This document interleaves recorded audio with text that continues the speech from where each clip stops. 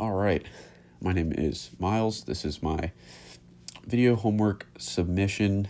We'll go ahead and get right into it. First problem, comparing mean and median.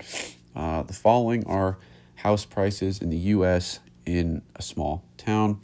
120,000, 135,000, 140,000, 145,000, 150,000, 152,000, 154,000, and 800,000. Now, first question is, or I guess the first statement rather, is compute the mean and the median. So for mean,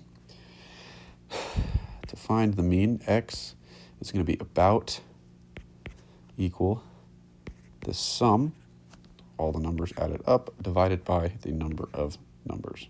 So in this case, we're going to add all those numbers up, and that is going to give us 1,796,000 divided by 8. There are 8 pieces of data that we are going to divide 1.796 million by. Once we do that, we will get 224,500. This is our mean. For median, we're going to take the average of the fourth and fifth numbers from least to greatest and then divide them by 2. So for the median, it'll be 145,000 plus 150,000 divided by 2. And that is going to give us 147,500. That is our median. Second part to this question, to this problem, state which measure better represents a typical house price here and explain why. So, which is better? The mean or the median? So, the mean we found by adding up all the numbers, then dividing by the total number of numbers, and the median we added the fourth and fifth value divided by 2, and we got our $147,500. Now, which is better? I think, I'm pretty sure, the median is going to be better. And why is the median better? Because we've got that $800,000 price tag. It's a really big outlier. And so it's going to skew the mean far above the other house prices. So it's not going to be an accurate representation of the average price of a home in this area. Again, this is why the median is probably a better representation of the data. So, which is better to answer that question? The median. Problem 2. We've got some exam scores: 55, 60, 62, 65, 68, 70, 72, 75, 80, 85, and 95. First part of this is find the 5-number summary. So we've got our minimum, Q1, median, Q3, and our maximum. So for the minimum, we'll draw a line right there. Minimum is going to be 55. For Q1, it's going to be 62. And all you do to get Q1 is you look at the data, and how I do it, I find the median overall. And then for Q1 specifically, I look at the first half of the data set, find the median there. So in this case, the first half of the data set would be 55, 60, 62, 65, and 68. 62 is in the middle of that. That would be our Q1. Our median, it's going to be 70. We're just looking at the data set as a whole, finding which number is in the middle from least to greatest. That is 70. Our Q3, same thing that we did with Q1. We're just looking at the upper half of the data. So if 72, 75, 80, 85, and 95, Q3 is going to be 80. And for our max, we're simply looking at the largest number in this data set, which will be 95. Now, part 2 of this problem, compute the interquartile range and identify any suspected outliers using the 1.5 times IQR rule. So, in order to find IQR, we're going to take the Q3, subtract Q1, so that would be 80, because we're looking at, oh, I'm sorry, I got my notes all mixed up. We're going to be taking 80 and subtracting 62, so Q3, Q1, you get, let's see, put that in the calculator, 18. All right. So then to get the 1.5 times IQR, we're going to take 1.5, multiply it by 18.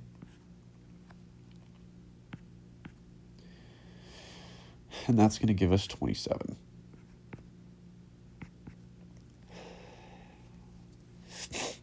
Let's see.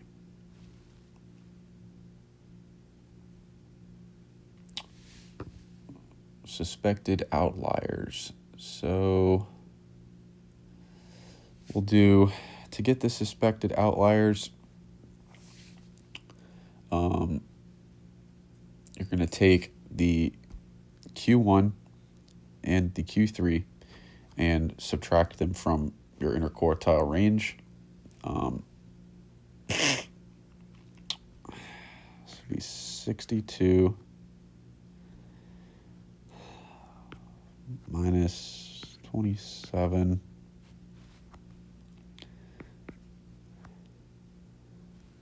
that equals 35. That's your lower fence. Do that in blue. Lower fence. Okay. And then to get your upper fence, 80 minus 27. Sorry, 80 plus 27 is 107. That is our upper fence. So with those numbers, I'm going to say there are no suspected outliers. Let's keep on pushing. Part 3 of this, draw a box plot based on your results and describe the shape, in parentheses, skew, summary, symmetry. So we will draw a box plot for that. Give me 1 second.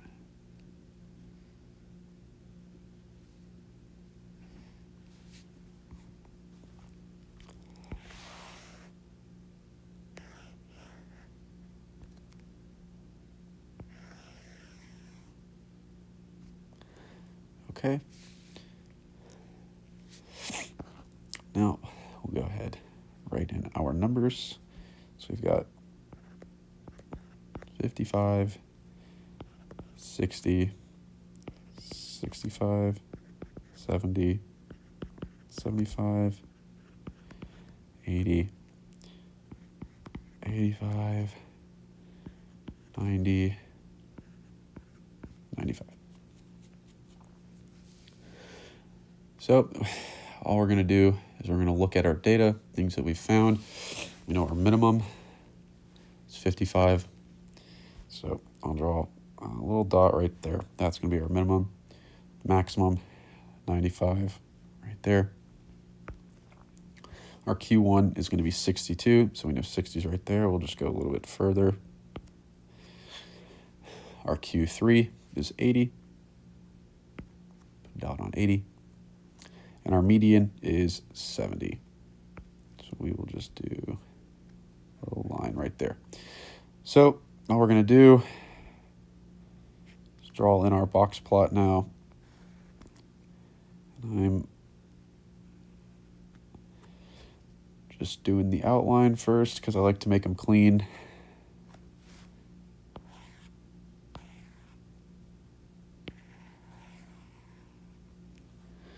And then our median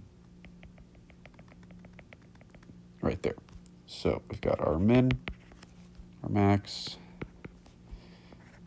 Q1, Q3, and our median. All right. Let's keep going. Next question, question 3. Package weights shipped by a company are approximately normal with a mean equal to 12 pounds and standard deviation equal to 2 pounds. First part of this question, what proportion of packages weigh between 10 and 14 pounds? Go ahead, draw a line.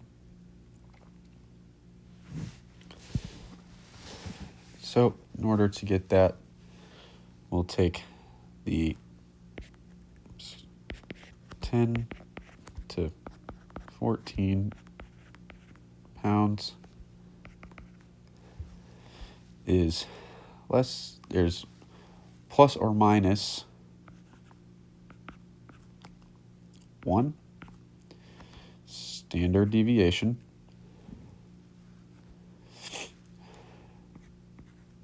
so that would be equal to about 68%.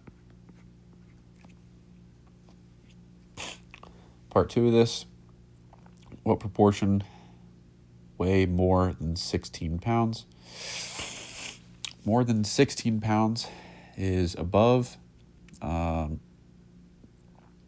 2 standard deviations. So if we follow our rule, says that 95% fall within plus or minus 2 standard deviations. So the upper tail would be 1 minus 0.95 divided by 2, and that equals 0.025, or roughly 2.5%. Third part of this, use and briefly justify the 68, 95, 99.7 rule for your answers. A sketch of the normal curve is recommended. Justification for this. Sorry, you'll have to excuse me, I'm a little stuffed up. Why the 68, 95, and 99.7 rule? About 68% falls within 1 standard deviation, 95% within 2 standard deviations, and 99.7 in about 3 standard deviations. So if you're going to draw a graph, let me get a new page open for us. We'll just roughly sketch this in here. I like the color blue for our line. So we should probably add our values in first. Let's see, 4, 6, 8, 10, 12, 14, 16, 18, we'll go to 20. 20, perfect. All right. Look, a little something like that. Now, I am not the best at drawing graphs, so really, this point up here should be right over 12. And then this area right here, that's supposed to be over the 14. This is our shaded area.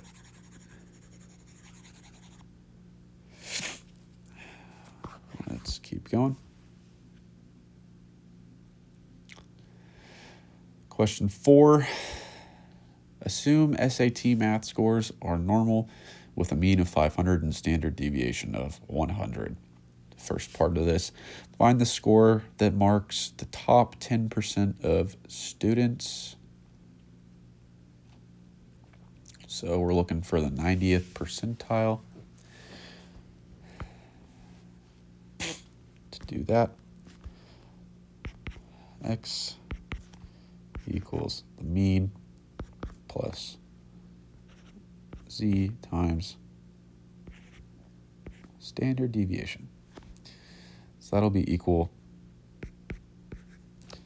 to 500 plus 1.2816 times 100. And then when you put that in the calculator, you get 628.16. So about 628.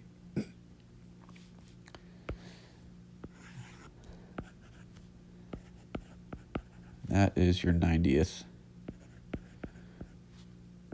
percentile. Now, second part, we need to find the bottom 25% of students.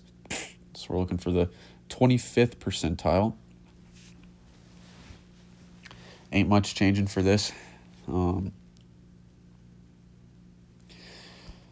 X equals 500, like we had, plus as negative 0.6745 times 100. And that number is going to be 432.55. So about 433 when you round up.